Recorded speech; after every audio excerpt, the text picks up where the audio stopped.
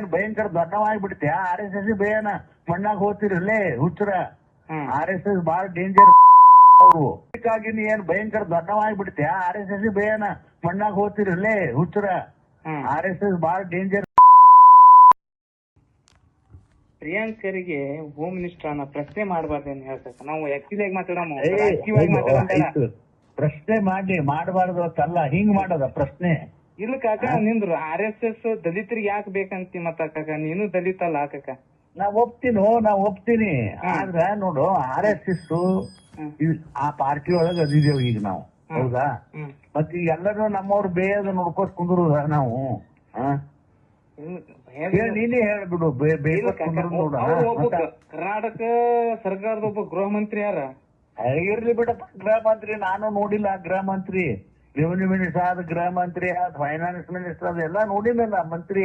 ನಾ ಯಾಕಂದ್ರ ರಾಜಕೀಯವಾಗಿ ಮಾತಾಡೋದ್ ಬೇಡ ನಾವೊಂದು ನಿಮ್ ಮನಿ ಒಬ್ಬ ಸದಸ್ಯ ನಮ್ಮ ಮನಿ ಸದಸ್ಯ ನೀ ತಿಳ್ಕೊಂಡ್ ನಾವ್ ಮಾತಾಡಮು.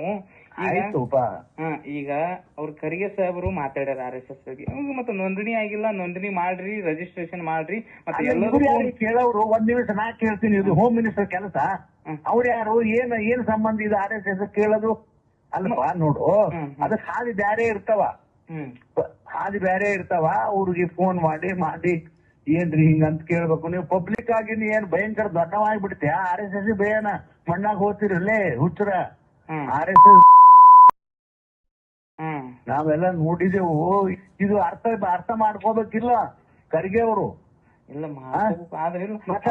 ಅಲ್ಲೋ ನೀವೆಲ್ಲ ನೋಡ್ಪಾ, ಇದಕ್ಕೆಲ್ಲ ಬಹಳ ಪ್ರಚೋದನೆ ಮಾಡಬಾರ್ದಲ್ಲಿ.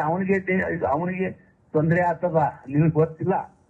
ಅವನಿಗೆ ತೊಂದ್ರೆ ಆಗ್ತದ ಹುಚ್ಚ. ನನಗೆ ಅದೇ ನಾ ಸ್ವತಃ ಹೇಳಿನಿ ಅವನಿಗೆ ಫೋನ್ ಭೇಟಿಯಾಗಿ, ಎಲ್ಲೋ ಒಂದ್ ಕಡೆ ಭೇಟಿಯಾಗಿ ಸುಮ್ಮನೆ ಅದಕ್ಕೆ ಹೋಗೋದು ಮೈಮೇಲೆ ಹಾಕೋಬೇಡ, ಅದು ಬಹಳ ಡೇಂಜರ್, ಅದು ಸಂಘ ಪರಿವಾರ ಅಂತ ಹೇಳಿ ನಾನೇ ಸಮಾಧಾನ ಹೇಳಿನಿ.